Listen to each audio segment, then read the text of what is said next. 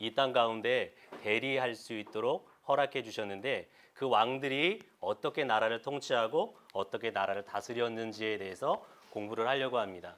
역사하면 많은 분들이 두려워하는 것이 사실이에요. 이 역사 안에 다양한 연도와 다양한 사건들이 등장하기 때문에 그렇죠. 이 단순하게 사건과 연도를 매치시켜서 암기식으로 공부하게 되면 역사가 굉장히 짜증스럽고 굉장히 어려운 과목으로 우리에게 다가오게 되는 것이 사실입니다. 그러나 역사는 하나님께서 주장하시고 그 역사의 한 가닥 한 가닥이 의미 있게 하나님께서 역사에 가시거든요.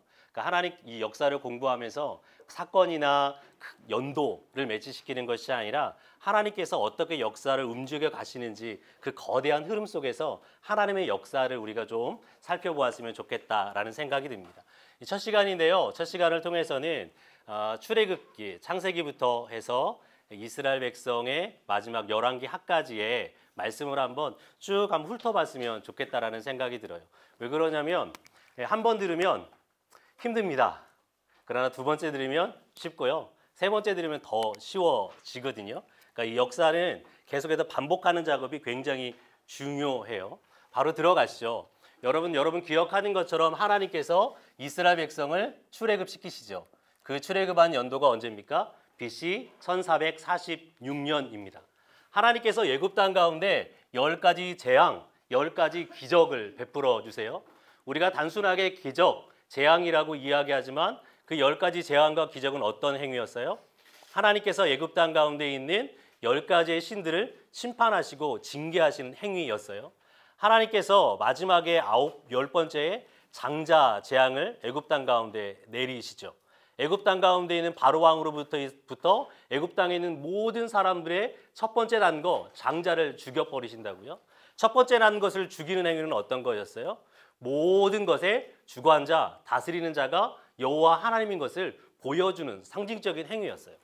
여러분 이 10번째 재앙을 하고 난 다음에 하나님께서 여호와 하나님의 장자인 첫 아들인 이스라엘 백성을 뭐 하세요?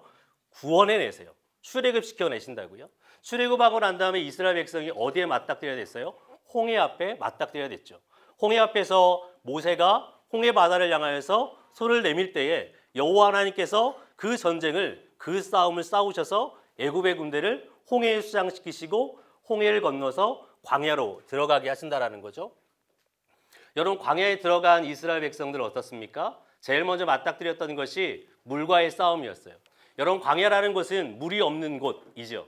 광야에서 살아남을 수 있는 유일한 방법이 있다면 물을 가장 먼저 차지하는 것, 물을 가장 먼저 얻는 것이에요. 근데 왜 어찌된 일인지 광야에 들어가자마자 이스라엘 백성이 물을 얻을 수 없었어요. 물을 얻은 것도 어떤 물이었어요? 마라, 쓴물이었습니다. 그때 하나님께서는 모세를 통해서 그 쓴물에 나무를 던지게 하시고 그 물이 기적적으로 고쳐지는 역사를 보여주시죠. 근데 여러분 이스라엘 백성이 그 마라라는 곳에서 얼마 지나지 않아서 무엇을 발견하게 돼요? 엘림이라고 하는 오아시스를 발견하게 된다라는 거예요. 여러분 첫 번째부터 이스라엘 백성이 무엇하느냐? 여호와 하나님 앞에 서는 것에 실패해요. 하나님께서 10가지 재앙으로 애굽 땅 가운데서 구원해 내셨다고요. 그리고 홍해가 갈라지는 놀라운 역사도 보았어요. 근데 그들이 무엇하는 데 실패해요? 물이 없자 여호와 하나님 앞에 원망을 늘어놓는 것, 즉 여호와 하나님을 신뢰하는 것에 실패를 하게 된다라는 것이죠. 두 번째 시련이 닥쳐오죠. 어떤 시련이요? 애굽에서 싸들고 나온 모든 음식이 다 떨어져 버렸어요. 그때 하나님 앞에 원망하죠. 우리에게 먹을 것을 달라고. 그때 하나님께서 뭐 하십니까? 한 달 동안 메추라기를 불러오시죠. 그리고 만나를 아침부터 내리셔서 이스라엘 백성이 무려 40여 동안 먹는 놀라운 역사를 이루어 주신다라는 거죠. 그렇게 하고 나서 이스라엘 백성이 3개월째 됐을 때 어디에 당도하게 됩니까? 시내산에 당도하게 돼요. 여러분 시내산이라는 곳은 굉장히 중요하죠. 시내산이라고도 하기도 하고 호렙산이라고 하기도 하고 여호와의 산이라고 불려지기도 해요. 여러분 하나님께서 이스라엘 백성을 출애굽시키시고 광야를 지나서 시내산으로 인도하신 이유가 무엇이죠? 여러분 하나님께서는 분명하게 이스라엘 백성을 출애굽시키셔서 곧바로 어디로요? 가나안 땅으로 이끌고 들어갈 수도 있는 분이셨어요. 또 그렇게 할 수도 있었죠. 근데 하나님은 굳이 그 길을 선택하지 않으시고 어떤 길로요? 홍해를 지나서 광야를 지나서 시내산으로 이끌어 오신다고요. 시내산에 이끌어 온 이유가 도대체 뭐냐라는 거예요. 하나님께서는 시내산에 이끄셔서 무엇하길 원하셨냐? 이스라엘 백성과 언약이라는 것을 맺기를 원하셨어요. 그 언약을 통해서 하나님은 이스라엘 백성을 당신의 소유요, 당신의 백성이요, 제사장 나라로 삼기를 원하셨다고요. 그 언약의 계명이 무엇이에요? 10가지 계명, 10계명을 비롯한 수많은 계명들, 결과적으로는 613가지 되는 이 계명들을 통하여서 하나님께서는 이스라엘 백성과 언약을 맺길 원하셨다고요. 여러분, 이스라엘 백성이 출애굽하고 나서 시내산에서 하나님과 언약을 맺고 무엇이 됐어요? 하나님의 백성이 되었고 하나님의 소유가 되었고 제사장 나라가 되었습니다. 그리고 10가지 계명을 비롯한 수많은 율법들을 하나님께서 허락해 주셨어요. 이것이 무엇이에요? 시내산에서 맺은 시내산 언약이라는 것입니다. 언약을 맺은 이스라엘 백성들, 이제 하나님과 언약을 맺었기 때문에 어떤 사람이 된 거예요? 하나님 앞에서 백성이고 소유고 제사장 나라가 된 것이에요. 그런데 중요한 건 뭐냐? 레위기 26장에 의해서 이스라엘 백성이 물론 하나님 앞에 백성이고 소유고 제사장 나라이기는 하지만 그들이 하나님 앞에서 하나님께서 주신 이 계명 앞에 어떠한 태도, 어떠한 자세를 보이느냐에 따라서 무엇하게 돼요? 저주를 받기도 하고 심판을 받게 되기도 하는 말씀을 하나님께서 허락해 주신다고요. 이스라엘 백성들이 하나님과 언약을 맺습니다. 그리고 나서 언제요? 2년차가 됐을 때 2월 20일이 됐을 때 무엇하느냐? 이스라엘 백성이 드디어 시내산에서 어디로요? 가나안 땅을 정복하기 위해서 북진을 하기 시작을 합니다. 그들이 어디에 당도하게 돼요? 가데스 바네아라는 곳에 당도하게 되죠. 가데스 바네아의 당도에서 무엇해요? 가나안 땅을 정탐하기 위해서 각 지파별로 12명의 정탐꾼을 추려내죠. 근데 40일 동안 정탐하고 와서 그들이 보고한 내용이 무엇이었어요? 10명은 불평하고 2명 여호수아와 갈렙은 여호와 하나님께서 우리에게 주신 땅이다. 가서 우리가 취하자라고 하는 선포를 내려놓죠. 근데 결국 이스라엘 백성이 어느 편을 선택하기로 결정을 해요?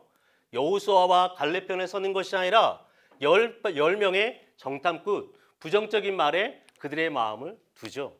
그래서 하나님께서 뭐 하세요? 그 믿음 없는 세대를 무려 40년 동안이나 광야를 뱅뱅뱅뱅 방황하게 하신다라는 거예요. 무려 몇 년 동안요? 40년 동안. 여러분 40년 동안 광야를 배회하는 이스라엘 백성이었지만 이 광야 40년의 시간이 물론 고난의 시간이었겠죠. 고통의 시간이었겠죠. 그러나 하나님께서는 이 광야의 시간을 지나는 동안에 이스라엘 백성에게 무엇을 베푸세요? 은혜를 베푸세요. 어떻게 해요? 하늘에 만나를 40년 동안 내려주시거든요. 하나님께서는 바위를 쪼개셔서 물을 내려주시거든요. 심지어 그들의 옷과 그들이 신발이 헤어지지 않는 놀라운 은혜 속에 40년의 시간을 지나도록 하신다고. 40년의 시간이 지났어요. 드디어 그들이 어디에 도착하게 됩니까? 모압 평지에 도착하게 됩니다. 여러분 광야 40년을 지난 동안에 이스라엘 백성의 모든 20세 이상의 사람들이 광야에서 다 죽임을 당해요. 여러분 광야에서 민수기에 의하면 민수기 1장부터 인구를 개서하는 장면이 등장하죠. 이스라엘 백성의 인구가 몇 만이에요? 20세 이상으로 전쟁에 나가 싸울 수 있는 사람들이 60만이 넘는다고요. 여러분 여기에서 어린아이들과 어른까지 합치면요. 많은 신학자들은 거의 200만이 되는 어마어마한 숫자가 될 것이라고 이야기하죠. 여러분 광야 40년의 시간 동안에 200만이나 되는 사람이 뭐예요? 매일매일 죽어나가는 거예요. 매일매일 죽어나가는 거예요. 여러분 아침에 일어나면 어떤 소리를 듣는 거예요? 장송곡을 듣는 거예요. 한 사람의 장송곡만 듣는 것이 아니라 내 옆집의 사람, 내 옆집의 사람, 내 옆집의 사람 하루에 거의 100명 가까이, 200명 가까이 평균적으로 죽어나가는 일들을 매일매일 반복한다고요. 여러분 이스라엘 백성이 광야에서 40년 동안 체험한 일이 있어요. 무엇요? 하나님을 신뢰하지 않을 때에 하나님 앞에 불순종할 때에 무엇한다고요? 내가 오늘 아침에 보았던 것처럼 하나님 앞에 죽을 수밖에 없구나. 결국 이스라엘 백성이 하나님 앞에 살 수 있는 유일한 방법이 있다면 무엇이에요? 40년 동안 하나님께서 가르치고 교훈하신 것, 여호와를 신뢰하는 것, 여호와를 믿음으로 바라보는 것, 그래야 살 수 있다는 것을 가르치신다고요. 그리고 나서 그 세대가, 새로운 세대가 어떻게 해요? 20세 이상으로 다 죽고 20세 이하였던 젊고 창창한 자들이 점점 자라나기 시작했어요. 지도적인 위치에 올라갔겠죠? 40년이 지나서 모압 평지에 이르렀어요. 근데 모압 평지에 이르자마자 이 새로운 세대가 한 일이 무엇이었어요? 민수기 25장에 기록하는 것처럼 무엇이요? 모압 평지에서 바알부올 사건이요. 그들이 바알을 섬기는 일에 참여했다고요. 바알의 제단에 가서 바알을 섬기는 여인들과 몸을 섞는 일을 벌어요. 그리고 시므온 지파의 한 인간은 바알부올의 창기와 함께 자기의 진영으로 들어와서 가장 거룩해야 될 이스라엘 백성의 진영에 모압 바알 신을 섬기는 그 여인을 데리고 와서 자기의 텐트 안에서, 성막 안에서 몸을 섞는 부정한 일을 행한다고요. 그러한 인간들이에요. 그럼에도 불구하고 하나님 뭐 하세요? 이 모압 평지에서 하나님께서 새로운 언약을 체결하세요. 그것이 무엇이냐? 시내산에서 맺었던 것처럼 신명기 5장에 무엇이 기록돼요? 십계명이 기록돼요. 그리고 하나님께서는 수많은 율법들을 또 더해서 주신다고요. 하나님께서는 하나님 앞에 불순종한 세대이지만 그 세대와 하나님 언약을 맺으세요. 또 그 다음 세대가 여호와 앞에 불순종한 세대이지만 그럼에도 불구하고 하나님께서는 그들과 언약을 또 맺으세요. 여러분, 이것이 하나님의 마음이에요. 어떤 마음이요? 기어코 이스라엘 백성을 누구 삼기를 원하시느냐? 하나님의 백성으로, 하나님의 소유로, 하나님의 제사장 나라 삼기를 원하시는 것이 하나님 당신의 마음이라는 것을, 이 언약을 체결하는 것을 통해서 보여주고 계신다라는 거예요. 여러분, 그리고 이스라엘 백성이 몇 년도예요? 1406년에 어디로 드디어 들어가게 됩니까? 요단강을 건너서 가나안 땅으로 입성을 하게 되죠. 가나안 땅에 들어가서 몇 년 동안 전쟁을 해요? 7년 동안 전쟁을 합니다. 7년 동안 전쟁에서 어느 땅을 정복하게 돼요? 가나안 땅에 있는 모든 땅을 점령한 것이 아니라 어디요? 산악지대만을 점령을 하게 돼요. 그리고 이스라엘 백성 점령하고 난 다음에 분배를 해주죠. 이제 각 지파는 무엇하게 생겼어요? 자신들에게 떨어진, 분배되어진 영토를 이제 가나안 정복 전쟁을 통해서 새롭게 정복해야 될 사명, 의무가 그들 가운데 놓여져 있었어요. 또 하나 누구요? 분배하고 난 다음에 누구에게 땅을 또 분배해 주냐면 레위 지파에게. 여러분, 제사장과 레위 지파에게는 몇 개의 성읍이 분배되냐면 48개의 성읍이 분배됩니다. 6개는 도피성이고요. 나머지 42개의 성읍은 그들이 거주하며 목축하며 살 수 있도록 하세요. 근데 여러분, 48개 성읍이 예루살렘에만 집중되어져 있는 것이 아니었어요. 여러분, 이스라엘 땅은 북쪽에 갈릴리 호수가 있죠. 남쪽에 사해가 있습니다. 여러분, 이 예루살렘이 이쯤 자리하고 있는데 예루살렘한 레위 지파, 이스라엘 사람들이 모여 산 것이 아니었다고요. 하나님께서는 48개 성읍을 주시고 이스라엘 백성을 온 전역에 흩어져 살 수 있도록 하셨어요. 왜요? 이스라엘 백성의 제사장들을 통하여서, 레위 지파 사람들을 통하여서 무엇하느냐? 하나님의 말씀이 가르쳐지고 그 말씀대로 순종하며 살아가도록. 왜 하나님의 말씀을 가르치고 그 말씀에 순종하는 것이 중요할까요? 여러분, 우리가 생각할 때에 가나안 정복전쟁, 7년 동안 정복전쟁을 했지만 아직 남아있는 땅이 있다고요. 그 땅들을 싸움하고 전쟁해서 자기의 것으로 취하는 것이 더 중요하잖아요. 그러면 무기를 만들거나 군사력을 키우거나 어떠한 힘을 얻는 것이 더 중요할 수 있죠. 근데 하나님 그렇게 하지 않으신다고요. 독특하게도 레위 지파를 48개 성읍에 흩어지는 것을 강조하고 있어요. 무엇이요? 이스라엘 백성에 전쟁하시는 분이 누구세요? 여호와 하나님이세요. 여호와 하나님께서 이스라엘 백성의 대장이 되셔서 이스라엘 백성을 위해 대신 전쟁하시고 대신 싸워 주신다고요. 그것이 가나안 7년 동안의 정복 전쟁에서 볼 수 있는 것이었어요. 그러니까 이스라엘 백성이 해야 될 일은 뭐냐? 싸우는 것이 아니라 그 이전에 그들이 여호와 하나님의 말씀에 순종하는 것, 그 여호와 하나님의 말씀에 순종하면 가나안 땅을 정복하는 것은 시간 문제인 거예요. 여러분 여호수아 1장에 여호와 하나님께서 여호수아에게 뭐라고 말씀하세요? 다른 거 말씀하지 않으신다고요. 강하고 담대하라. 그리고 뭐 하래요? 주의 말씀을 주야로 묵상하며 지켜 행할 것을 말씀하세요. 그럼 내가 가나안 땅을 너에게 다 주겠다. 내가 밟는 땅을 다 주겠다고 말씀하신다고요. 제사장들은 그런 의미에서 중요했어요.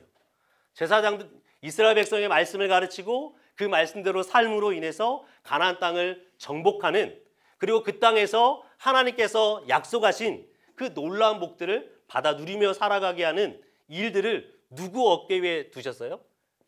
레위 지파 제사장들에게 주셨다고요. 근데 여러분 곧바로 우리가 어디로 흘러가게 돼요? 여호수아가 110세를 살고 죽습니다. 그리고 그 다음에 일어난 세대는요. 사사기 1장과 2장의 말씀에 보면 그 여호수아 다음 세대가 무엇이에요? 여호와 하나님의 말씀에 순종하는 것에 실패합니다. 그리고 그들이 뭐예요? 가나안 땅에 있는 우상들을 섬기는 일에 동참하기 시작하죠. 여러분 사사기 말씀을 살펴보셨겠지만 사사기 17장 이후로 무엇을 기록하고 있어요? 레위인들의 범죄, 레위인들의 죄악에 대해서 기록하고 있어요. 여러분 이스라엘 백성의 실패, 이스라엘 백성이 가나안 땅을 온전하게 정복하고 그 땅 가운데 온전히 살아들이는데 실패한 이유가 어디 있느냐? 레위인들이에요. 레위인들이 자기의 기업을 떠나고 레위인들이 하나님의 말씀대로 살지 않고 레위인들이 가나안 땅에 있는 우상의 법을 쫓아 살아갈 때, 심지어 가나안 땅의 우상을 섬기는 자로 전락할 때에 이스라엘 백성이 자연스럽게 뭐 하겠어요? 하나님의 말씀대로 살 수 없는 지경에 이르겠죠. 그래서 뭐예요? 이스라엘 백성이 하나님 앞에 범죄하죠. 범죄하면 하나님께서 뭐 하세요? 이방 나라를 불러서 심판하시죠. 심판하고 나면 이스라엘 백성이 뭐예요? 회개하죠. 회개하면 하나님 어떻게 하시나요? 사사를 부르시죠. 그리고 나서 뭐 하세요? 구원하세요. 근데 구원하시면 그걸로 끝났나요? 그렇지 않죠. 이스라엘 백성이 다시금 범죄하는 길을 선택한다. 이것이 몇 번 반복이 돼요? 7번 반복이 돼요. 하나님께서 12명의 사사를 보내시는데 7번 이상 범죄하고 심판하고 회개하고 사사를 보내시고 구원하는, 다시금 범죄하는 일이 계속해서 반복된다. 여러분 사사시대에 거진 300년의 시간을 살아가는 동안에 이스라엘 백성들이 했던 일은 뭐예요? 여호와 하나님 앞에 범죄하는 일밖에 없었다라는 거예요. 즉 뭐냐? 레위인들이 하나님의 말씀을 온전히 가르치지 못할 때에 이스라엘 백성이 뭐예요? 가나안 땅을 정복하는 것에 실패할 뿐만 아니라 하나님의 말씀대로 살지 못하는 모습을 여실하게 보여주고 있다는 거예요. 그래서 하나님 누구를 불러내세요? 왕을 불러내세요. 왕을 불러내세요.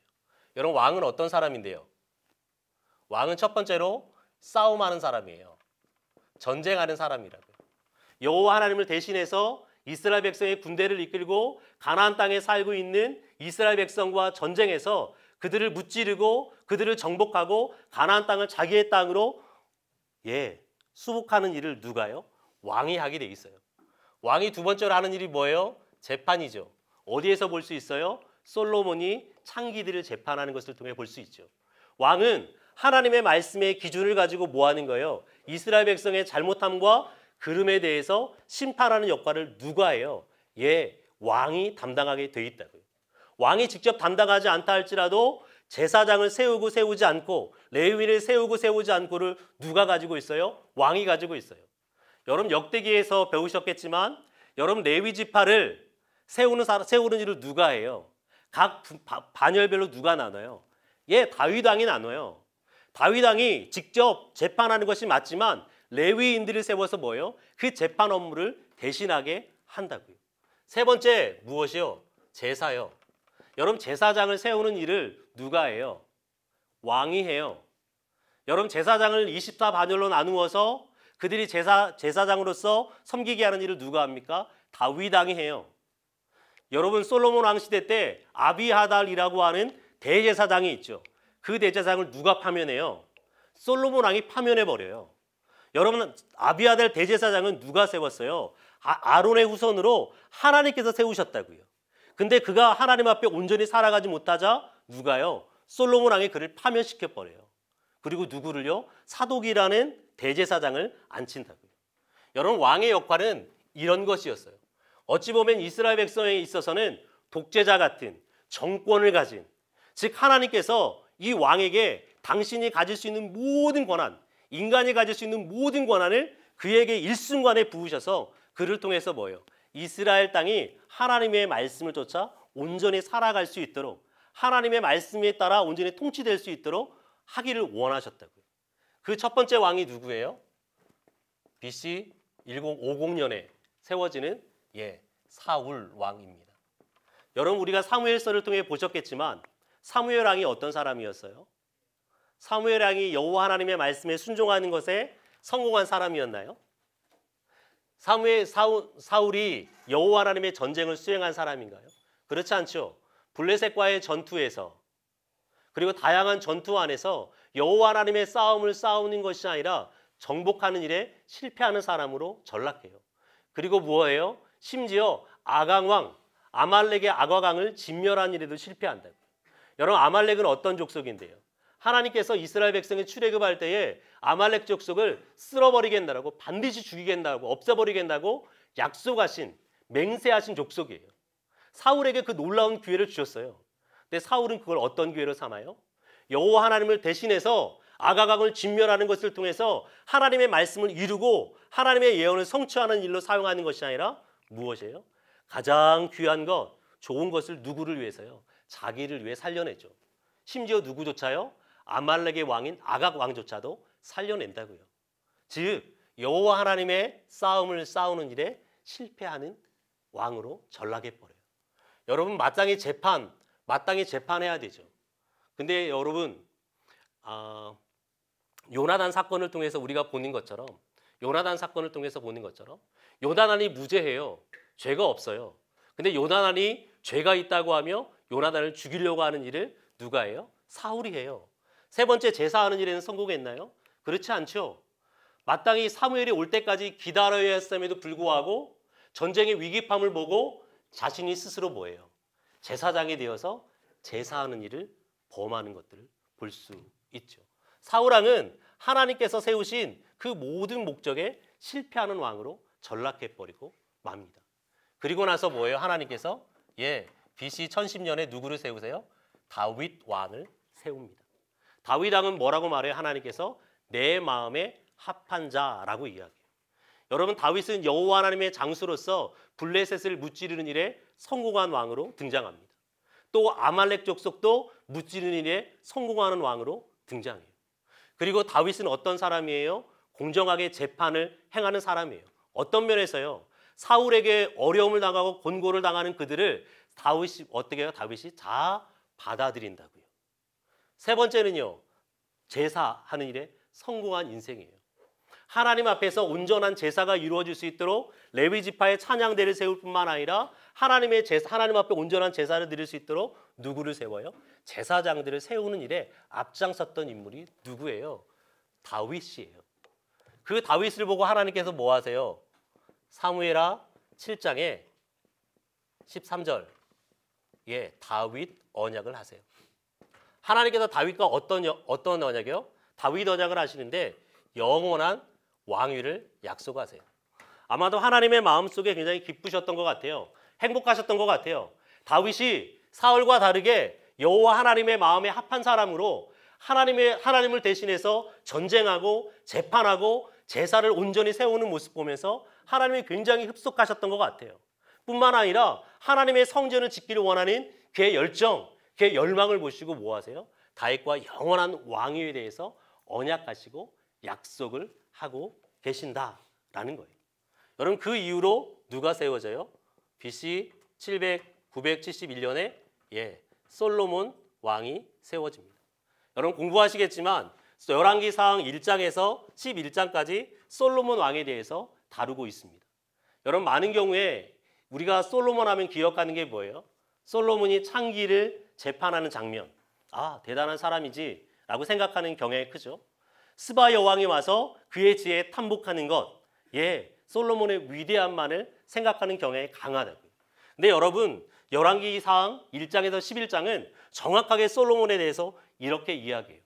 1장에서 8장까지는 솔로몬이 여호와 하나님을 온전히 섬기는 모습에 대해서 강조해서 이야기합니다. 근데 여러분 9장부터는요.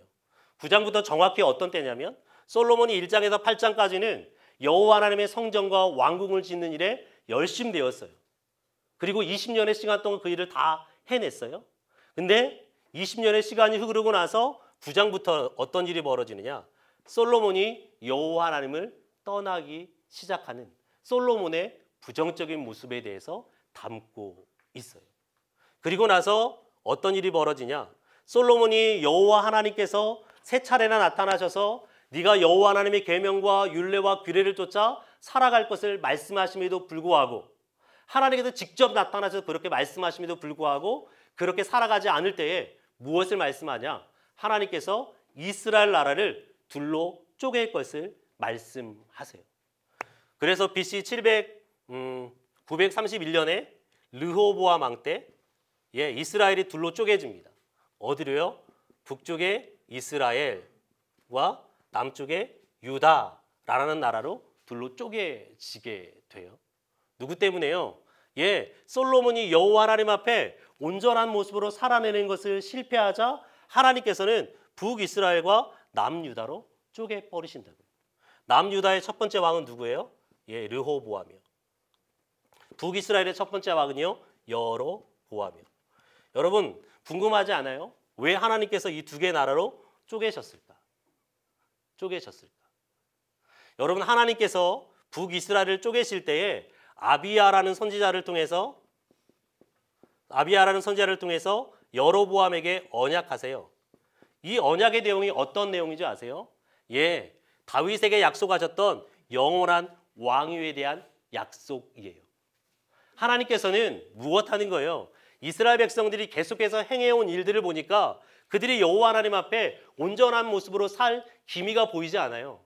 하나님 뭐 하시는 거예요? 당신이 이 땅 가운데 통치하시는 그 하나님의 나라를 어떻게라도 유지하고 또 유지하기를 원하시는 그 열망 가운데 뭐예요? 그런 마음이신 것 같아요. 둘 중에 하나는 잘 되겠지. 둘 중에 하나라도 건져야지. 라고 하시는 마음으로 나라를 쪼개시는 것 같아요. 어찌됐든 간에 북쪽의 10개의 지파가 속하게 되고 남유다의 유다 지파와 베냐민 2개 지파로 나라가 쪼개지게 됩니다. 여러분 북이스라엘은 총 몇 명의 왕이 등장하냐면 20명의 왕이 등장을 해요. 20명의 왕이지만 실제적으로는 19명의 왕입니다. 나머지 한 사람 디분이라는 사람은 왕이 되려고 했다가 실패한 사람을 기록하고 있어요. 남유다 역시도 몇 명의 왕을 등장하냐면 20명의 왕을 등장시킵니다. 근데 실제로 보면 19명의 왕과 1명의 여왕 아달랴라고 하는 왕이라고 칭하지 않지만 나사를 다스렸던 사람을 이야기하고 있어요. 여러분 북이스라엘과 남유다로 나누어져서 20명의 왕들을 보여주고 있다고요. 근데 여러분 중요한 건 뭐냐면 이 열왕기 상하의 기록자는 이들을 평가할 때 무엇을 쫓아 평가하냐? 여러분 사람들은 어떤 사람을 평가할 때 무엇을 따라 평가해요? 그 사람이 이룬 업적을 가지고 평가하죠. 아마 문재인 대통령도 나중에 평가할 때 지금처럼 나라를 운영한다면 아마 남과 북의 평화를 가져온 사람, 화평을 가져온 사람이라고 평가를 하겠죠. 아마 그의 업적으로 남을 것이에요. 근데 하나님께서 북이스라엘과 남유다 왕들을 평가할 때 그들의 업적을 쫓아 평가하느냐? 그렇지 않아요. 하나님께서 이들을 평가할 때는 여호와 하나님 앞에서 어떻게 살았느냐? 여호와 하나님 앞에서 악인이었느냐? 여호와 하나님 앞에 의롭고 정직하게 살았느냐를 가지고 하나님께서 평가하신다고요. 평가하세요. 어찌됐든 북이스라엘은 19명의 왕이 등장해서 마지막 몇 년에요? BC 722년에 아수르 제국에 의해서 망하게 됩니다. 남유다는요? 남유다는 총 4번에 걸쳐서 멸망하게 되는데 BC 605년에 바벨론 왕에 의해서 멸망을 하게 돼요. 그리고 BC 597년에 바벨론의 느부갓네살 왕에 의해서 한 번 더 멸망을 하게 됩니다. 그리고 또 한 번요. BC 586년에 역시 느부갓네살 왕에 의해서 다시 한번 멸망을 하게 돼요. 이때 586년에 무엇이 무너지느냐? 여호와 하나님께서 영원히 그의 이름을 두시겠다고 말씀하시는 여호와 하나님의 성전이 무너져 내립니다. 또 하나요. 여호와 이스라엘 백성이 그의 나라를 지키기 위해서 예루살렘에 건설했던 예루살렘 성이 이때 또 무너져 내리게 돼요. 그리고 BC 582년에 에레미야 52장에 기록하고 있는 한 번 더 총 4번에 걸쳐서 남유다가 멸망하는 역사들을 성경이 기록하고 있다라는 거예요. 여러분 이스라엘 백성이 멸망하고 난 다음에 어떻게 했겠어요? 그들이 전 바벨론 땅으로 흩어지게 되는 일들을 경험하게 됩니다. 전 바벨론으로 흩어지게 돼요. 근데 열왕기상 25장 제일 마지막에 보면 어떤 모습이 등장하게 되냐면 북이스라엘이 멸망할 때에 여러분 아시는 것처럼 그 유명한 요시야라는 왕이 등장을 하게 돼요. 요시야 왕이 등장하는데 요시야 왕의 다음에 누가 등장하느냐? 여호와하스라고 하는 왕을 세우게 됩니다. 여러분 여호와하스 왕은 3개월 동안 나라를 통치하다가 애굽의 바로 왕에 의해서 애굽으로 포로로 잡혀가서 애굽에서 죽게 돼요. 그 다음에 누가 나라를 물려받게 되냐면 본명은 엘리야김이요. 근데 바로 누구가 이 이름을 여호야김으로 이름을 바꿔요. 여러분 이름을 바꾼다라는 것은 무엇을 이야기하냐면 여러분 성경 안에서 이름을 짓는다라는 것은 이것은 내 거, 나의 통치 안에 있어, 나의 다스림 안에 있어, 내 수중 안에 있어 라는 의미거든요. 여러분 일제시대 때 왜 일본이 우리나라의 이름을 일본식으로 바꾸려고 해요? 간단해요. 우리나라가 누구의 속국이라고요? 일본이요. 뿐만 아니라 황제, 천황의 식민지 아래에 있는 천황의 백성이라는 것을 보여주기 위해서 이름을 바꿔버린다고요.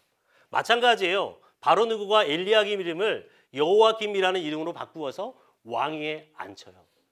그리고 나서 또 누가 등장하게 되냐면 여호와김이 죽고 여호와긴 왕이 나라를 통치하게 됩니다.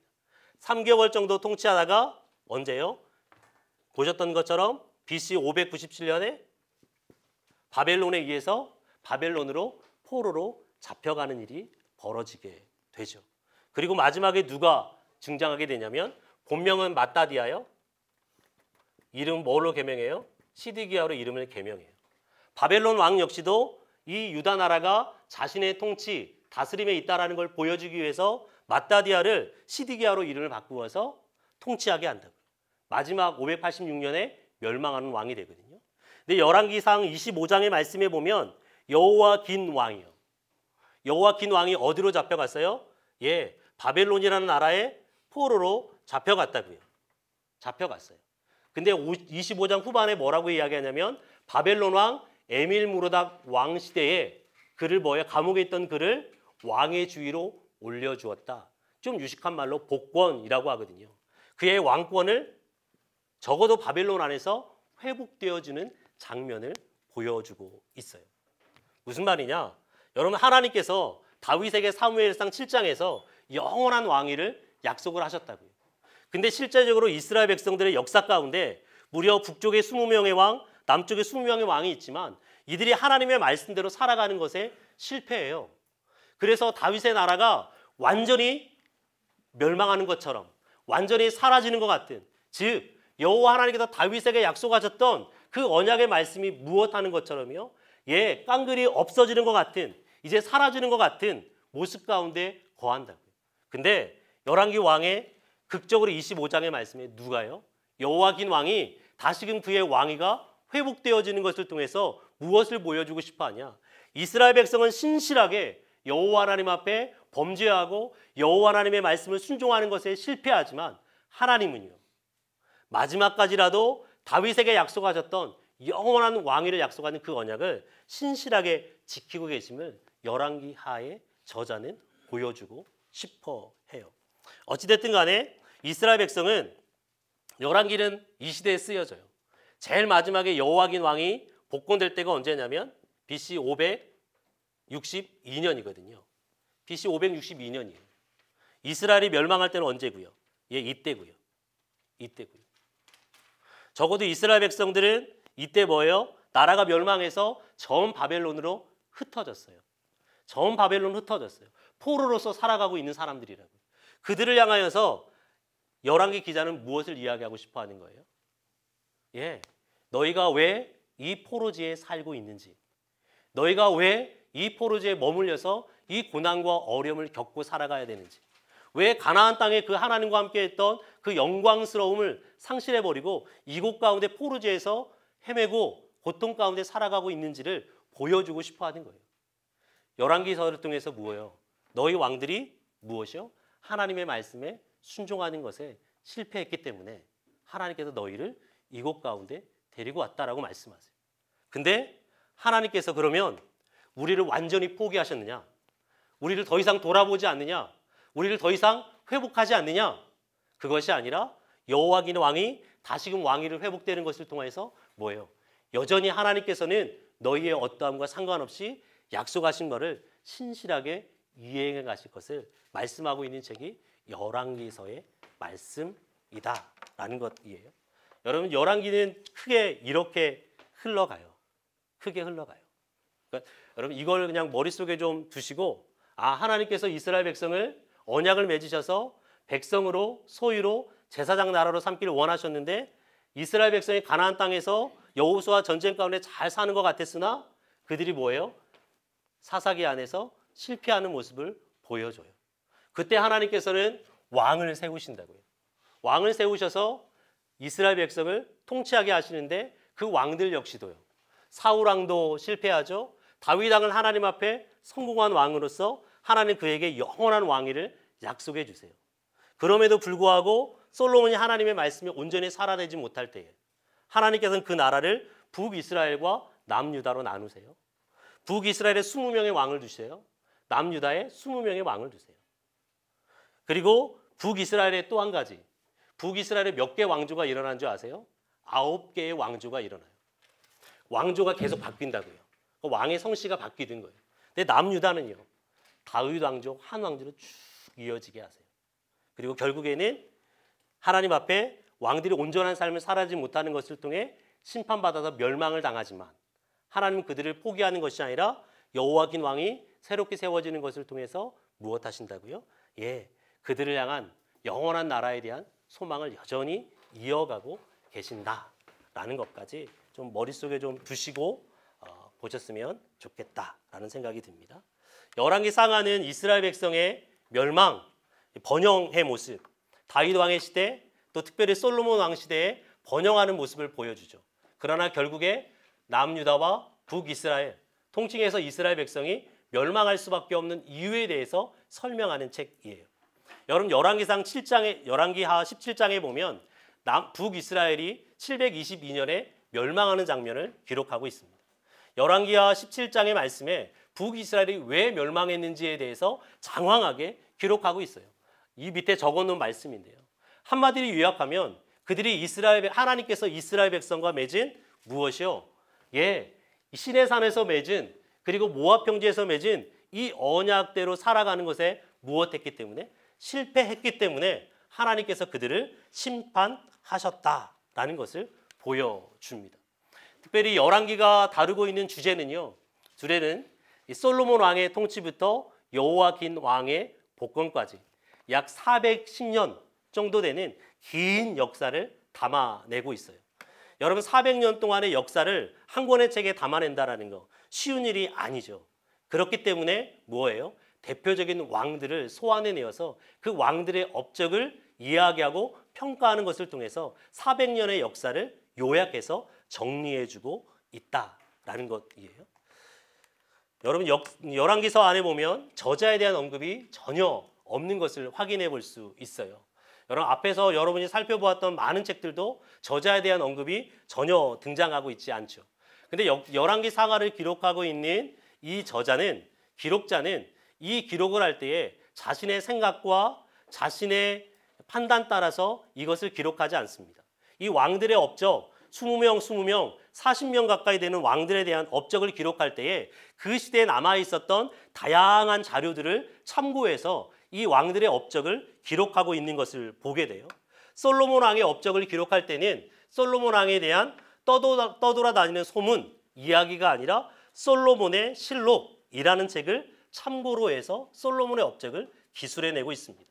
또 유다 왕들의 업적에 대해서 기록할 때는 유다 왕의 역대지략이라고 하는 책을 참고로 해서 기록하고 있어요. 북이스라엘 왕들에 대해서는요, 이스라엘 왕의 역대지략이라는 책을 참고해서 기록하고 있다라는 거예요. 여러분, 우리나라 조선시대도 마찬가지지만 고대 왕들은 하나같이 왕궁 안에 사가들을 두었어요. 사가들을 두어서 왕의 역사, 왕의 업적을 세밀하게 기록해 내도록 했다고요. 마찬가지로 이 역할을 누가 담당했느냐? 첫 번째는 제사장들을 임명해서 제사장들로 하여금 이 왕들의 업적을 기록하게 합니다. 또 하나는 누가 이 왕들의 업적을 기록하느냐? 선지자들을 통하여서 이 왕들의 업적을 기록해 내고 있어요. 어찌됐든 간에 이 열왕기 기자가 이 다양한 왕실에 보존되고 있는 왕가에 전해 내려오는 이 책들을 왕들의 역사를 기록하고 있는 책들을 참고하고 있는 것을 보면 아마도 왕가와 친밀한 긴밀한 관계 속에 있는 것을 볼 수 있죠. 또 하나 살펴볼 수 있는 것은 무엇이냐면 여러분, 글을 쓰는 사람은 글을 아무렇게나 쓰지 않습니다. 어떻게 글을 쓰냐면 내가 가지고 있는 관점, 내가 가지고 있는 생각, 내가 가지고 있는 판단의 기준 따라서 어떤 글들을 기록하고 써내려 가요. 여러분, 역사라고 하는 것은 많은 사람들이 역사하면 어떤 생각 갖냐면 역사는 팩트라고 생각하는 경향이 강해요. 어떠한 사실에 대해서 기록하는 것을 역사라고 생각한다고요. 근데 역사는 어떠한 사실을 기록하는 것이 역사가 아닙니다. 역사라고 하는 것은 어떤 거냐면 역사는 사실 더하기 관점이라는 것을 합쳐서 역사라고 이야기해요. 역사를 기록하는 사람은 단순하게 팩트만을 기록하는 것이 아니라 그 팩트 안에 무엇을 집어넣게 돼 있어요? 내가 가지고 있는 생각과 내가 가지고 있는 관점, 내가 가지고 있는 세계관으로 그 역사를 평가해서 기술하게 돼 있다라는 거예요. 여러분, 예를 들면 우리나라에 보수신문이 있고 우리나라에 조금 진보적인 성향의 신문이 있죠. 여러분, 보수적인 성향의 신문과 진보적인 성향, 하루 똑같은 시간에 책상 앞에 딱 놓고 보세요. 똑같은 사실을 기술할까요? 그렇지 않아요. 똑같이 남북 정상회담에 대해서 이야기를 하는데 그것에 대한 평가는 어떻게 달라요? 보수지와 진보지는 완전히 달라요. 보수지는 뭐예요? 보수적인 관점을 가지고 남북 정상회담한 그것을 사실을 평가해서 신문을 만들어낸다고요. 진보는요, 똑같은 남북 정상회담을 진보적인 시각을 가지고 평가해서 신문을 찍어낸다고요. 마찬가지로 역사라고 하는 것은 역사적인 팩트에 더해서 역사를 기술하는 사람의 생각과 사상이 그대로 들어가게 돼 있다는 거예요. 그러면 이 역사를 기록한 열왕기 상하는 도대체 어떠한 관점으로 어떠한 세계관으로 이 말씀이 기록되어졌느냐예요. 여러분, 첫 번째로 보면 이 열왕기 상하의 저자는 역사적인 관점, 즉 어떤 사람의 업적에 따라서 그 사람을 평가하는 것이 아니라 종교적인 관점, 그 사람이 하나님 앞에 어떤 신앙, 어떻게 살았느냐를 가지고 이것을 평가해내는 것을 볼 수 있어요. 여러분, 대표적으로 오므리 왕에 대해서 살펴보았으면 좋겠는데요. 북이스라엘의 가장 악한 왕 중에 한 사람이 누구죠? 네, 감사합니다. 아합 왕이죠. 아합 왕의 아버지가 누구냐? 오므리입니다. 여러분, 오므리라고 하는 사람은 대단한 업적을 남긴 사람이에요. 대단한 업적을. 그는 오므리 왕조의 첫 번째 왕이었고요. 그 시대의 다른 고대 근동의 다양한 문서 안에 오므리 왕조, 오므리 왕, 오므리 왕가라고 하는 단어가 많이 등장할 정도로 위세를 떨치는 왕이었어요. 뿐만 아니라 북이스라엘은 디브니라는 곳에 처음 수도를 정하거든요. 근데 오므리가 세멜이라는 사람에게 땅을 사서 무어요? 사마리아라는 성을 만들고 수도를 어디로요? 사마리아 성으로 천도시켜 버린다고요. 여러분, 한 왕이 수도를 옮긴다라는 것 쉬운 일인가요? 쉬운 일인가요? 옛날에 우리나라 한 대통령이 있었죠. 한 대통령이 수도를 충청도로 옮기려다가 충청도로 옮기지 못했거든요.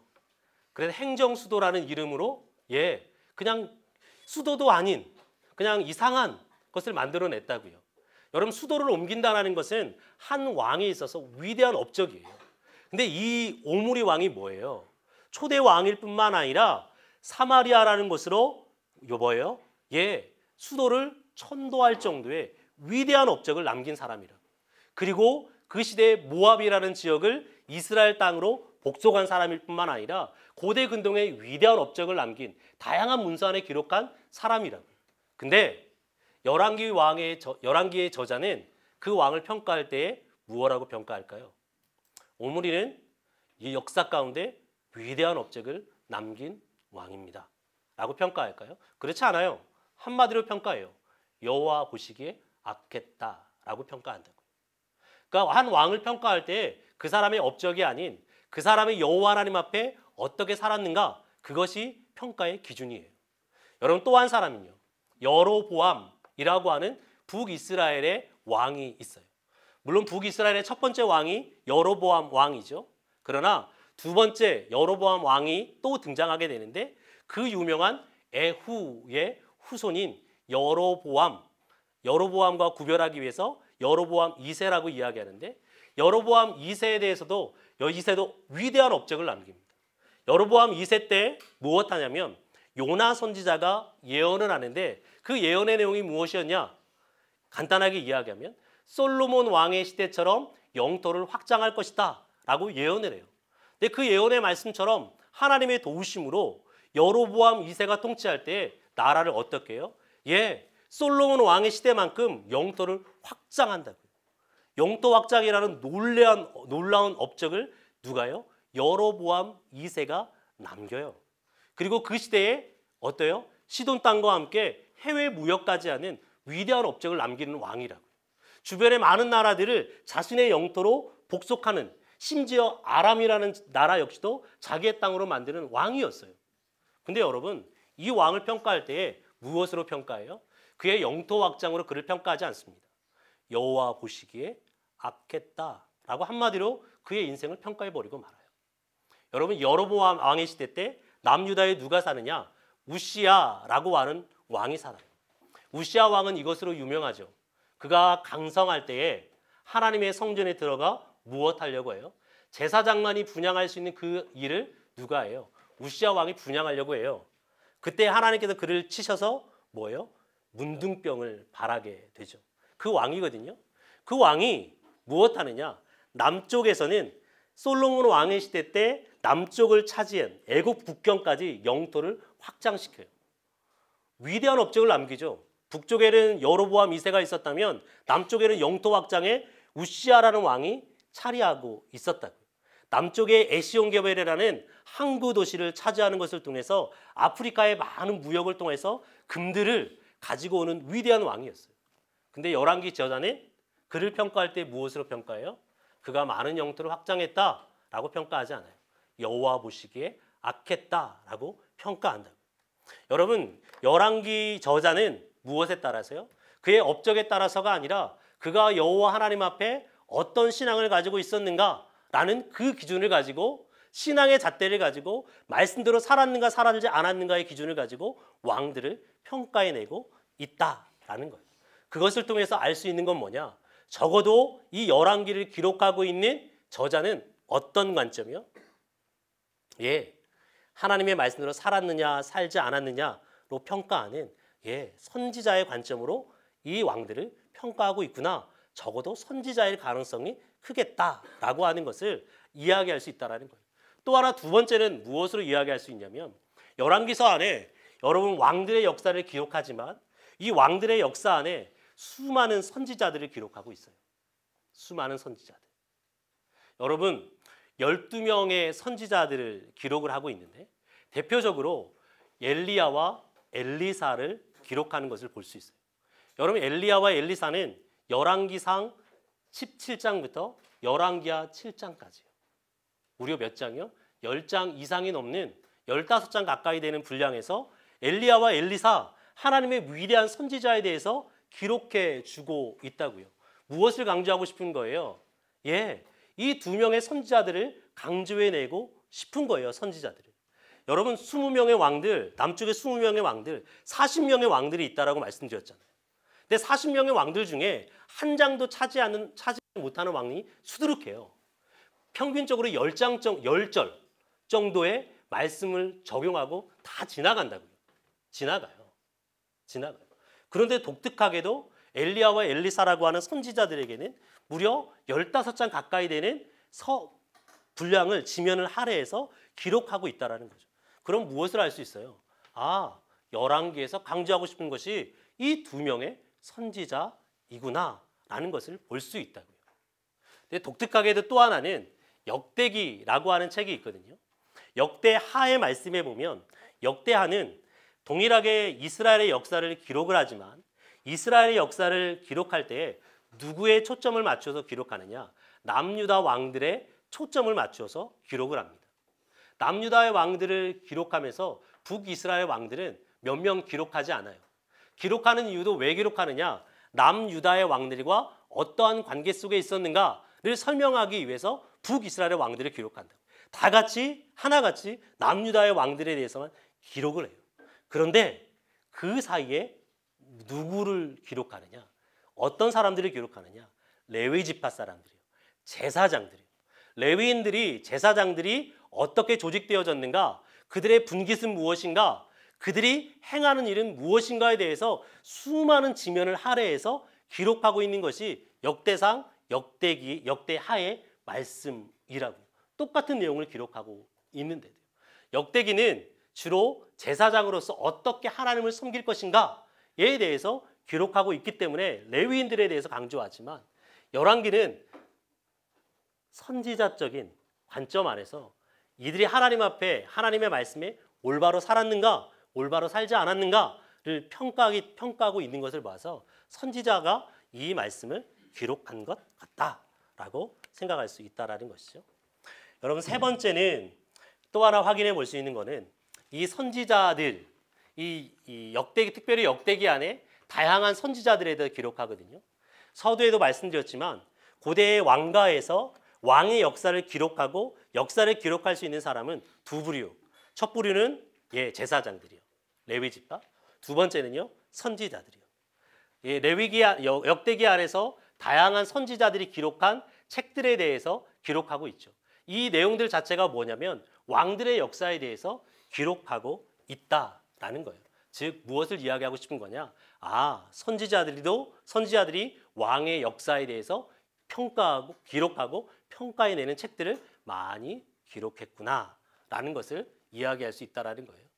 앞에서 설명드린 것처럼 이 왕실에서 기록되어져 있는 다양한 이 왕들의 기록에 대해서 참고 자료로 참고하고 있는 것을 보면 또 선지자적인 관점으로 열왕기가 기록되어져 있는 것을 보면 또 선지자들이 다양한 왕에 대한 기록들을 남긴 것을 보면 이 왕과의 관계 속에서 왕과 친밀한 관계 속에서 역사책에 접근하고 왕의 이야기를 기록할 수 있었던 사람, 성경의 역사에서 살펴보니까 특별히 이사야와 에레미야가 왕 앞에 나아가서 왕에게 조언하기도 하고 왕에게 권면하기도 하고 왕에게 정책을 제시하기도 하고 왕을 책망하는 역사들을 이사야서와 에레미야서에서 볼 수 있더라는 거예요.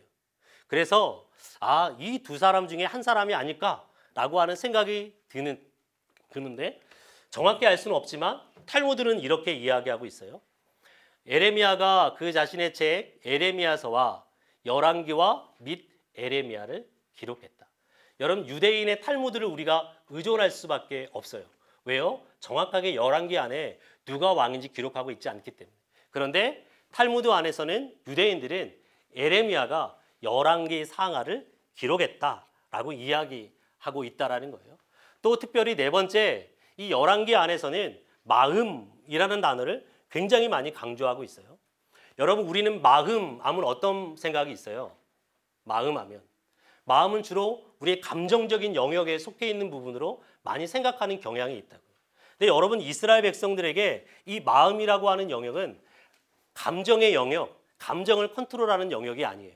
이 마음이라는 거 하는 것은 사람이 어떠한 정보를 받아들이고 그 정보가 옳고 그른지를 판단해서 결정하는 장소, 즉 이성이 머무는 장소가 이스라엘 백성에게는 마음이라는 장소이라고요. 하나님께서 신명기 6장에 보면 쉐마라고 하는 말씀을 주시죠. 하나님의 말씀을 어디에 두라고 말해요? 내 마음의 색이라고 이야기하죠. 내 마음의 색이라고. 왜 마음의 색이라고 말씀하세요? 이 색이다라는 말은 둔다라는 의미거든요. 왜 마음에 두라라고 이야기해요? 이 마음이 어떤 곳이기 때문에요. 어떤 정보가 들어왔을 때 옳고 그름을 판단해서 어떤 행위를 하고 하지 않고를 결정하는 장소이기 때문에요. 즉 하나님의 말씀을 마음에 두어서 네가 어떤 것을 판단하고 결정하고 행할 때에 무엇을 따라서 하라고요? 하나님의 말씀의 기준 따라서 행하라고요. 어찌됐든 간에 열왕기 상하 안에서 마음의 42회나 강조해서 이야기하고 있다라는 것이죠. 여러분 솔로몬 왕시대 때 하나님께서 이스라엘 나라를 북이스라엘과 남유대로 쪼개어 내시지요. 근데 이 쪼개어 내실 때에 왜 하나님께서 쪼개어 내서 심판하시느냐? 솔로몬의 마음이 여호와 하나님 앞에서 떠나서 돌이켰기 때문이다라고 성경은 이야기해요. 여로보암 왕의 시대 때 여로보암 북이스라엘의 왕들은 평가할 때에 어떻게 평가하냐면 하나같이 악한 왕들로 평가하는데 여로보암의 길로 행하였더라. 여로보암의 길로 행하였더라. 여로보암의 길로 행하였더라 라고 이야기합니다. 여러분 여로보암의 길로 행한 것이 무엇인데요? 네, 여로보암이 자기 마음대로 무엇하느냐? 첫 번째, 자기 마음대로 제사장을 세워요. 여러분 이스라엘 백성의 제사장이 될 수 있었던 사람은 레위 자손들만이 제사장이 될 수 있었다고요. 그런데 여로보암은 누구를요? 레위 자손이 아닌 돈만 가지고 오면 원하는 자 누구든지 제사장이 되게 했어요. 여러분 이스라엘 백성의 대속제일 7월 달에 있거든요. 7월 15일인가요? 7월 달에 존재하는데 여러분 이 절기를 마음대로 바꾸어요. 몇 월 달로요? 8월 달로 절기를 바꾸어요. 뿐만 아니라 자기 마음대로 송아지 우상을 만들고 베델과 단에 두어서 이를 누구라고 이야기해요? 여호와라고 이야기해요. 이것이 여로보암의 죄라고요. 여로보암이 무엇이요? 자기 마음대로요. 여로보암이 마음대로 행할 때에 그의 나라가 멸망의 길로 치달아가는 것을 볼 수 있죠. 이스라엘이 쪼개지는 것도 솔로몬의 마음이 떠나서 그렇고요. 여로보암이 북이스라엘이 멸망의 길로 가는 것도요. 여로보암이 자신의 마음대로 정해놓은 그 기준 따라 북이스라엘의 왕들이 행할 때 나라가 망해가는 것들을 볼 수 있다라는 것이죠. 이스라엘의 역사 가운데 특별히 선한 왕과 악한 왕을 평가할 때도 그의 마음, 태도에 따라서 평가해 내는 것을 볼 수 있어요.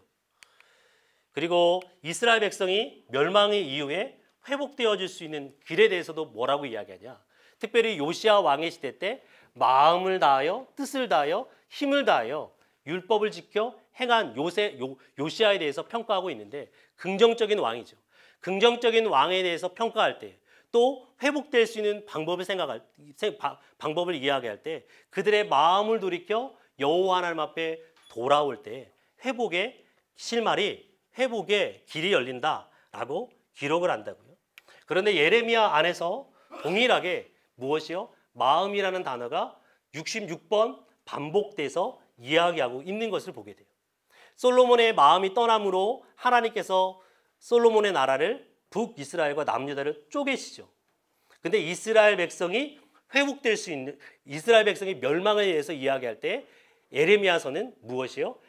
마음이 강팍했기 때문에 마음이 여호와 하나님 앞에서 떠났기 때문에 하나님께서 이스라엘을 심판하셨다.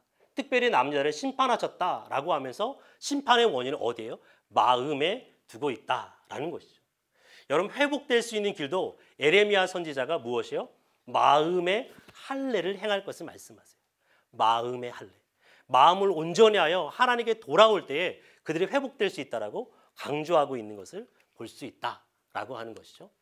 뿐만 아니라 열왕기상 마지막 부분에 시드기야 왕이 멸망하는 장면을 기록하고 있는데 에레미야 52장에도 동일하게 시드기야 왕의 멸망에 대해서 이야기해요.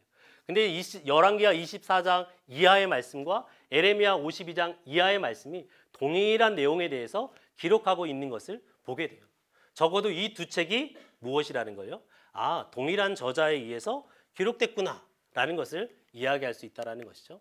결과적으로 우리 열왕기 상하의 다양한 내용상의 관점들이나 또 마음이라는 단어를 사용하는 것들이나 또 마지막 부분이 에레미야 52장과 비슷한 것들이나 탈무드가 주장하고 있는 에레미야가 기록했다라는 것을 통하여서 열왕기 상하의 저자는 에레미야다라고 우리가 정의할 수 있다라는 것이죠. 그럼 언제 기록되어졌는가? 기록되어진 것을 조금 전에 살펴봤어요. 열왕기 상하의 제일 마지막에 기록하는 것은 언제이냐면 BC 562년에 여호와긴, 이스라엘의 18번째 왕인데요. 여호와긴 왕이 바벨론의 포로로 잡혀갔다가 그의 감옥에서 포로로 삶을 살다가 에밀 무로닥 왕이라는 왕이 왕으로 세워질 때 그의 왕위가 이전의 왕위의 자리에 올라서 왕과 함께 식사하는 왕위가 복권되어지는 것을 마지막 장면으로 기록하고 있다고요. 그리고 또 하나는 이스라엘 백성이 포로지에 살고 있다가 다시금 포로지에서 돌아오는 위대한 일이 벌어지는데 그때가 BC 538년의 이야기거든요. 근데 BC 538년의 사건이 기록되고 있지 않아요. 이스라엘 백성에게는 가장 놀랍고 가장 위대한 날이거든요. 어디에서 기록하냐면 역대하 제일 마지막에 기록하고 에스라 초반에 기록해요. 이 두 권의 성경이 고레스 왕의 칙령에 의해서 포로지에서 이스라엘 백성이 돌아오는 사건을 기록한다고요.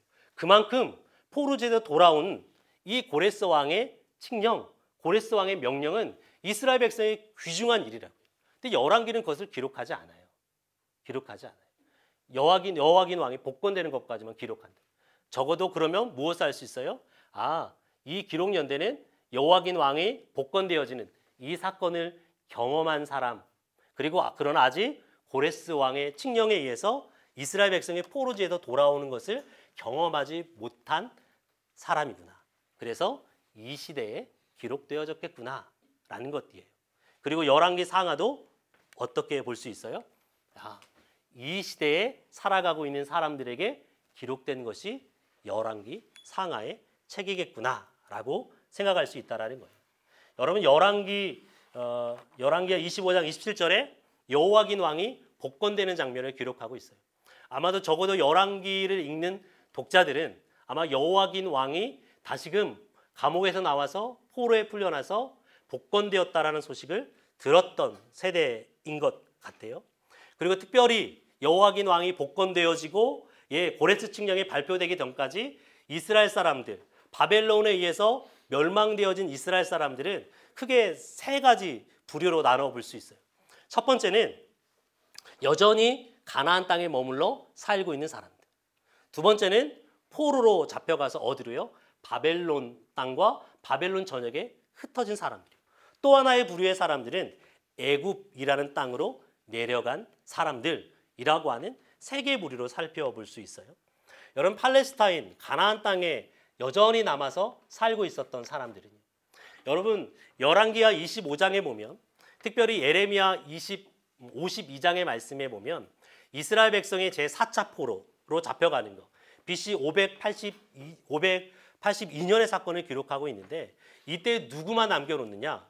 모든 용사들, 모든 관리들, 모든 왕족, 모든 귀족들은 죄다 잡아다 어디 가요?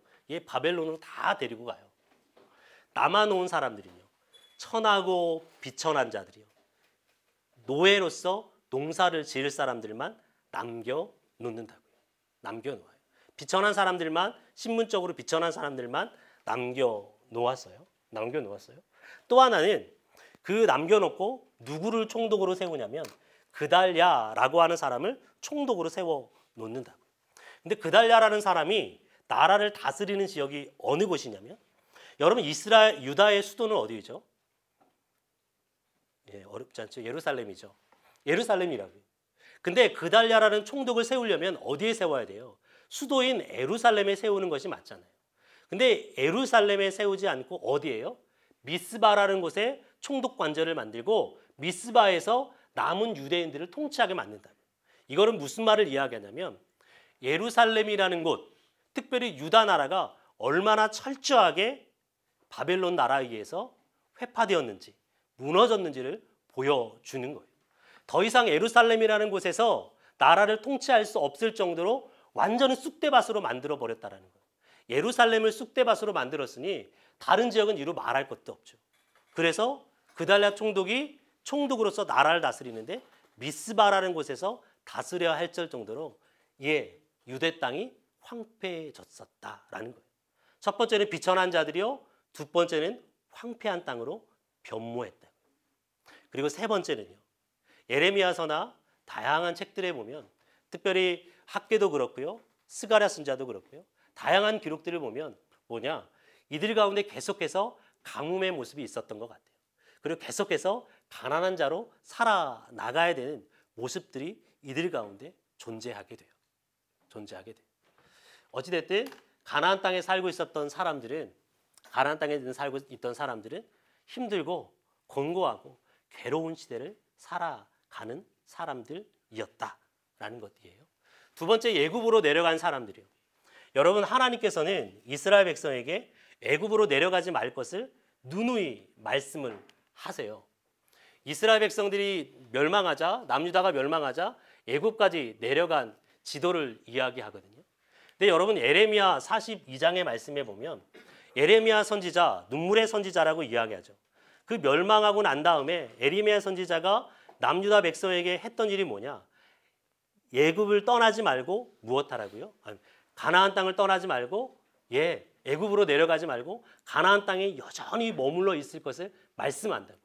그것이 하나님의 뜻으로 남겨진 이스라엘 백성들에게, 유다 백성들에게 예언되어져요. 근데 그들이 무엇해요? 애굽에 기어코 내려가요. 예레미야야, 우리에게 하나님의 말씀을 전해주어라. 네가 하나님의 말씀을 전해준 대로 우리가 순종하겠다라고 이야기해요. 그리고 예레미야가 하나님께서 너희들 애굽으로 내려가지 말고 가나안 땅에, 그리고 이 미스바 지역에 머물라고 말씀한다라고 전해준다고. 근데 예레미야가 전해주는 그 말을 뭐예요? 야, 너 거짓 선지자다. 언제 하나님이 그렇게 말했느냐라고 하면서 뭐예요? 예레미야를 끌고 애굽으로 내려가는 족속들이에요. 애굽에 내려가서 그들이 했던 일이 무엇일까요? 애굽에 내려가서 하나님을 잘 섬겼겠는가? 우리가 하나님을 온전히 섬기지 못할 때에 하나님께서 우리를 심판하셨으니 우리가 하나님을 잘 섬기자 했겠는가? 그렇지 않아요. 예레미야 44장 말씀에 보면 이들이 여전히 그 땅 가운데 뭐예요? 하늘의 1월 성신을 향하여서 음식을 만들고 제사 음식을 만들어 그 땅의 우상들을 섬기는 모습을 보여준다. 우리가 이전에 여호와 하나님을 섬길 때에 여호와 하나님께서 우리를 심판하시고 우리를 징계하셨다. 그러니 이제 우리가 뭐하자? 하늘의 우상들, 이방 땅의 사람들이 섬겼던 그 우상들을 우리가 섬겨내자라고 이야기하는 사람들이에요. 여전히 애굽에 살고 있던 사람들이요, 여호와 하나님을 떠나서 우상을 섬기는 사람들로 전락해가고 있다는 거죠.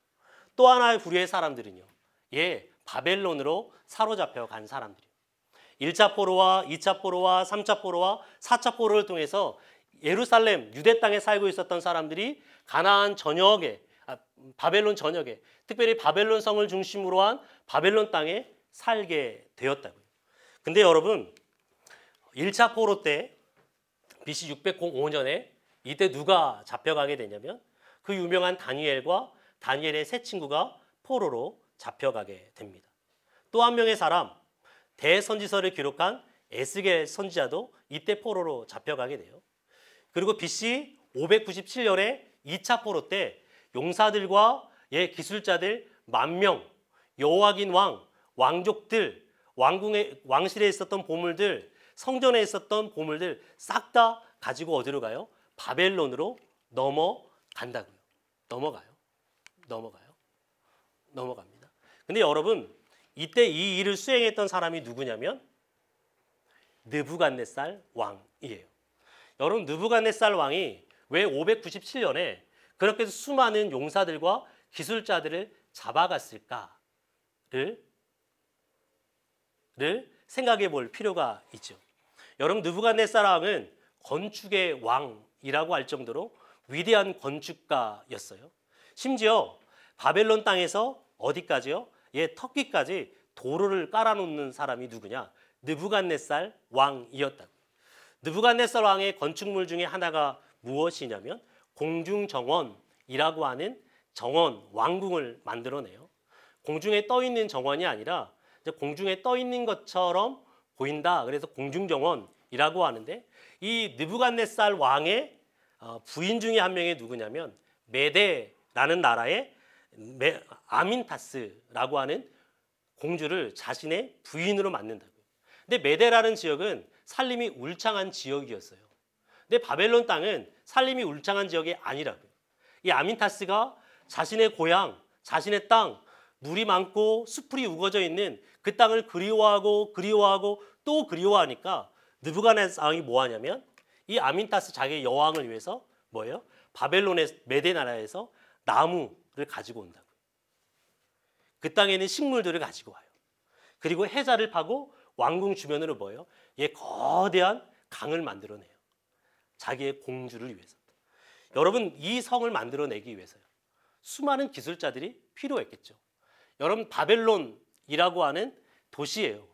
유브라테스와 티그리스 강이 메어싸고 있는 곳이라고요. 역사가 중에 헤로도토스라고 하는 유명한 역사가가 있죠. 이 역사가는 이 바벨론의 이 성읍이 무려 몇 킬로였다고 이야기하냐면 사면 중에 한 면이 24km 정도 되었다라고 이야기해요. 여러분 사면을 24km, 한 면을 24km요. 24km요. 24km. 이것을 뭐예요? 성으로 둘러싸고 있다고요. 그리고 어떻게 해요? 이 성을 보호하기 위해서 이 성 밖으로 뭐예요? 해자를 파서 강이 흘러가게 했어요. 기록에 의하면 이 해자를 통해서 수많은 배들이 왔다 갔다 가면서 무역할 수 있을 정도로 깊은 넓은 강을 만들어냈다. 여러분 이 공중정원들, 이 바벨론이라는 성을 축조해내기 위해서 누가 필요했을까요? 당연히 기술자들이 필요했겠죠. 이 느부갓네살 왕은 유다를 정복하는 BC 597년의 사건을 통해서 뭐예요? 1만 명의 용사와 기술자들을 이 성을 지어내기 위해서 다 포로로 잡아온다. 근데 재미있는 건 뭐냐면 포로로 잡아왔으면 이 포로를 어떻게 대접하는 게 맞아요? 노동을 시키지만 임금을 주지 않는, 그냥 노예로 삼으면 돼요. 종 부려먹고 죽으면 묻었고 또 다른 사람 포로로 잡아오면 돼요. 근데 느부갓네살 왕은 자기의 부인 아민타스를 위해서 공중정원을 지어낼 정도로 굉장히 낭만적인 사람이었던 것 같아요. 굉장히 멋있었던 것 같아요. 그래서 포로 정책도 어떻게 펴냐면 포로 정책도 그렇게 펴지 않아요. 노동한 만큼 노동의 대가를 지불해줘요. 하루에 노동을 했으면 하루치 품삯을 뭐예요? 먹고 살 수 있도록 공급해 주었다고요. 포로지에 잡혀왔지만 이 사람들 역시도 뭐예요?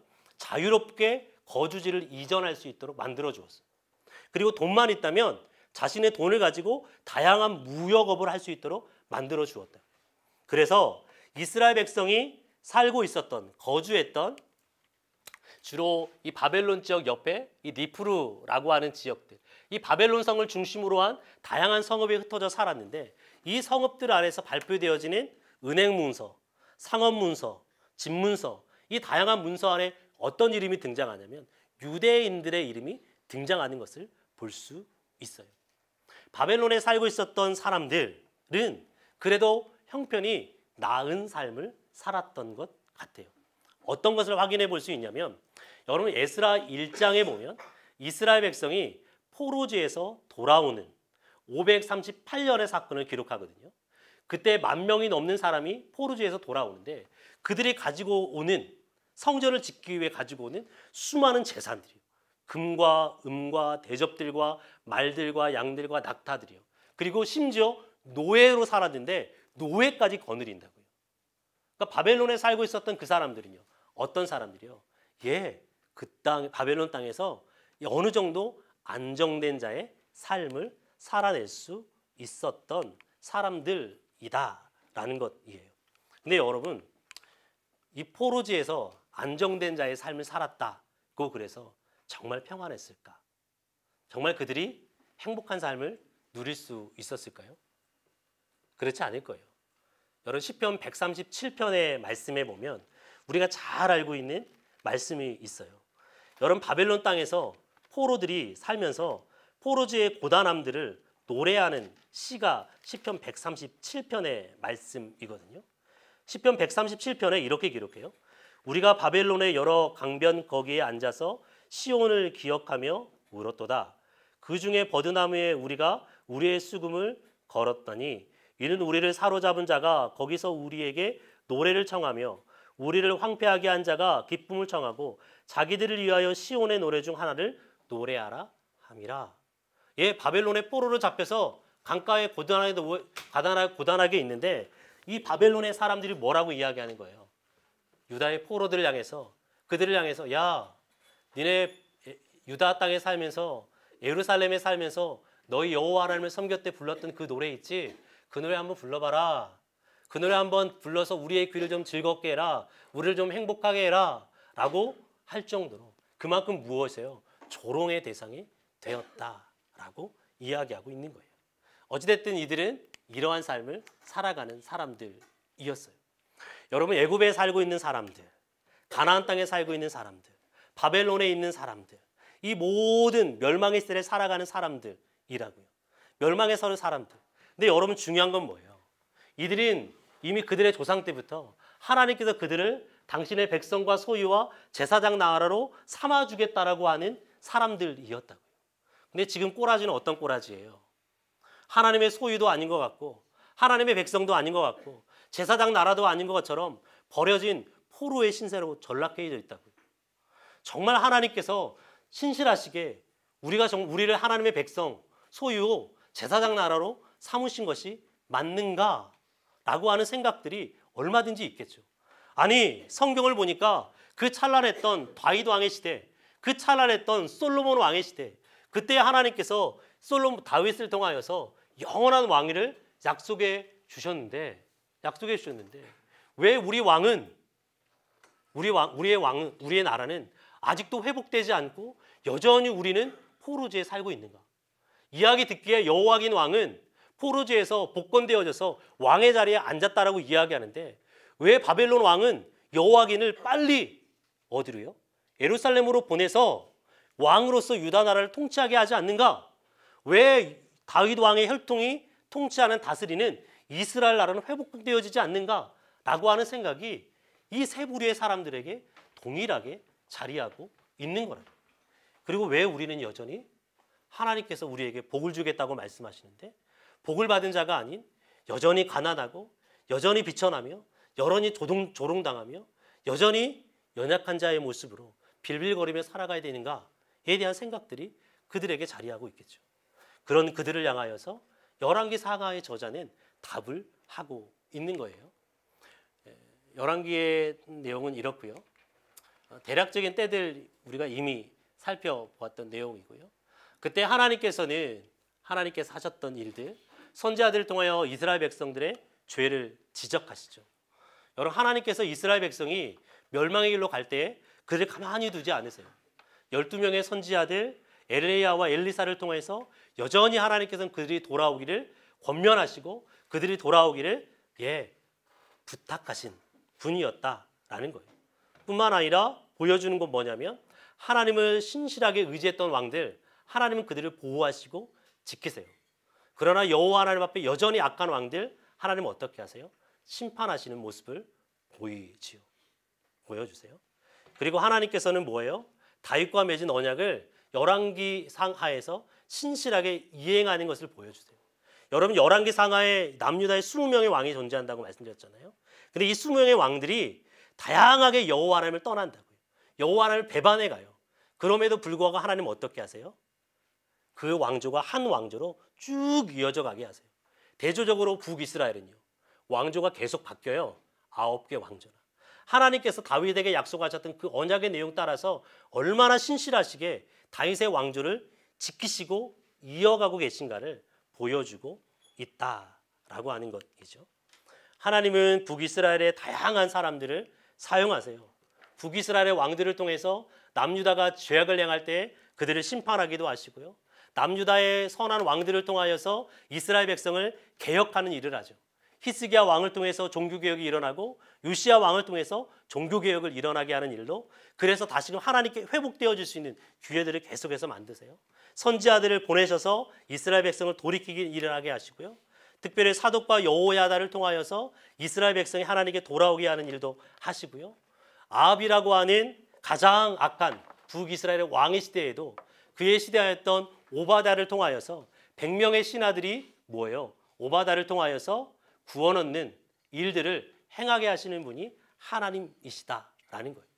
통칭으로 끝까지 하나님께서는 하나님 앞에 신실한 주의 백성들을 지켜내고 보호하시는 역할들을 계속해서 담당해 내셨다라고 하는 거죠. 중심 내용은 여호와께 불순종한 이스라엘을 하나님 멸망시키시는 장면을 멸망시키신 것에 대해서 이야기하고 있고, 쓰여진 이유는 그들이 왜 하나님 앞에 멸망받을 수밖에 없는지에 대해서 세 가지에 대해서 이야기하고 있습니다. 그들이 멸망받을 수밖에 없었던 이유 뭐냐? 여호와 하나님과 맺었던 그 언약을 파기했기 때문에, 즉 하나님께서 말씀하신 그 언약의 내용 따라 그들이 살아내지 않았기 때문에 하나님께서 그들을 심판하셨다라고 이야기해요. 두 번째는 그렇게 언약을 파기하고 돌아간 죄악을 행하는 그들을 돌이키기 위해서 하나님 뭐 하세요? 선지자를 통하여서 끊임없이 그들이 돌아오기를 권면하셨지만 그들이 어떤 길을 선택했다? 기었고 여호와를 떠난 길을 선택했기 때문에 그들이 멸망할 수밖에 없었다라고 이야기해요. 그럼 그 멸망받은 이스라엘 백성을 하나님 포기하시느냐? 그렇지 않아요. 여호와긴 왕을 통해서 하나님 반드시 회복하실 것이라는 소망을 안겨주길 원하세요. 그리고 기었고 언제요? 538년에 고레스 왕의 칙령을 통해서 이스라엘 백성을 다시금 가나안 땅으로 돌아오게 하는 놀라운 일들을 행하고 계시죠. 하나님의 성품이요, 긍휼하신 성품, 심판하신 성품, 공급하시는 성품. 여러분, 하나님은 심판하시지만, 죄로 말미암아 심판하시지만 여전히 그들에게 긍휼을 베풀어 내세요. 그리고 끊임없이 그들에게 필요한 것들을 공급해 내시죠. 대표적인 것이 무엇이에요? 엘리야와 엘리사의 사역을 통해서 이스라엘 백성뿐만 아니라 이스라엘 백성 주변에 살고 있는 다른 이방 땅 가운데도 그들이 가뭄의 시대 때에, 그들이 곤고함의 시대 때에 필요한 것들을 뭐예요? 공급하시고 채우시는 분이라고요. 여러분, 원독자를 살펴볼 때에 원독자들의 상황이 어떠했다고요? 그들이 곰핍한 자들이었고요. 그들이 가난한 자들이었다고요. 어려운 가뭄의 시대를 지내는 자들이었다고요. 엘리야와 엘리사 시대 때에 하나님은 그들을 신뢰하는 자들의 필요를 채우시는 분이셨어요. 지금 열왕기 상하를 읽고 있는 사람들에게 동일하게 이야기하고 싶은 거예요. 너희들 가운데 곤고함이 있고 가뭄이 있고 기근이 있지만 여호와 하나님을 신뢰할 때 뭐 하는 거예요? 하나님은 너희들의 필요를 채우시고 공급하시는 분이라는 것을 엘리야와 엘리사의 사건을 통해 공급하시는 하나님을 통해서 보여주고 싶은 것이죠. 열왕기 상하의 마지막에 큰 구조는 이렇게 되어 있습니다. 열왕기상 1장에서 11장까지 솔로몬의 모습에 대해서 기록을 하고 있어요. 여러분, 열왕기상 1장에서 솔로몬이 다윗을 이어서 이스라엘의 왕이 됩니다. 왕이 되어진 솔로몬, 하나님께서 그에게 지혜를 주시죠. 그리고 그에게 번영을 주세요. 그 번영을 가지고 솔로몬이 무엇 해내느냐? 여호와를 사랑하는 마음으로 성전을 건축해 내는 일을 하죠. 근데 A 하반부에서는요, 열왕기하 18장에서 25장까지는 어떤 일이 벌어지느냐? 다윗 왕조가 멸망하는 일이 벌어져요. 유다 땅이 뭐예요? 침탈당하고 바벨론에 복속되어지는 일이 벌어져요. 그리고 하나님께서 거하겠다고 말씀하시는 그 성전이 무너져 내리는 것을 우리가 확인해 볼 수 있죠. 그리고 이스라엘 땅이 분열됩니다. 북이스라엘과 남유다로 르호보암 왕 시대 때 분열되죠. 근데 분열되어진 북이스라엘이 그들의 죄로 인해서 어떻게 돼요? 열왕기하 17장에 멸망하는 장면을 기록해내고 있어요. 북이스라엘과 남이스라엘의 다양한 왕들의 일들이 앞뒤 좌우로 이야기되어지고 있어요. 가장 가운데에 어떤 일을 이야기하느냐? 북이스라엘의 왕조 중에 가장 악한 왕조, 오므리 왕조. 오므리 왕, 아합 왕, 아하시야, 여호람 4명의 왕이 오므리 왕조의 왕들이거든요. 이 왕조들 어떤 특징을 갖냐면 이들이 가장 심취했던 것이 무엇이냐면 바알을 섬기는 거죠. 여러분 와합 왕의 시대 때 바알 신앙이 가장 번성하거든요. 그 이유는 무엇이냐? 시돈 땅에 있는 엣바알의 딸 이세벨이 아합의 누가 돼요? 부인이 돼요. 이때부터 북이스라엘이 뭐예요? 아합 왕의 시대 때 바알 신앙이 뭐예요? 이스라엘 땅에 번성하기 시작한다. 그 번성했던 그 시대 때 하나님 가만히 두셨냐? 그렇지 않으세요. 엘리야와 엘리사를 통하여서 수많은 기적과 이적을 행하죠. 여러분 엘리야와 엘리사가 행했던 수많은 이적들이 있어요. 먹을 것을 공급하기도 하고요. 물을 공급하기도 하고요. 사람을 살려내기도 하고요. 질병을 고치기도 하는 이적들을 행한다고요. 근데 이 모든 것들이 이 시대 사람들은 누가 행한다고 생각했어요? 바알이 그렇게 행한다고 생각했어요. 바알이 그렇게 행한다고 생각했다고요. 근데 엘리야와 엘리사의 사건을 통해서 누가요? 여호와 하나님께서 바알이 행하는 것이 아니라 여호와 하나님께서 그 모든 것들을 공급하시고 채우시고 이루시는 분이시라는 것을 가운데 강조적으로 이야기해 내고 있다라는 거예요. 이스라엘의 전체 열왕기의 내용이고요. 쉬셨다가 우리 15분만 쉬시죠. 15분만 쉬었다가 솔로몬의 이야기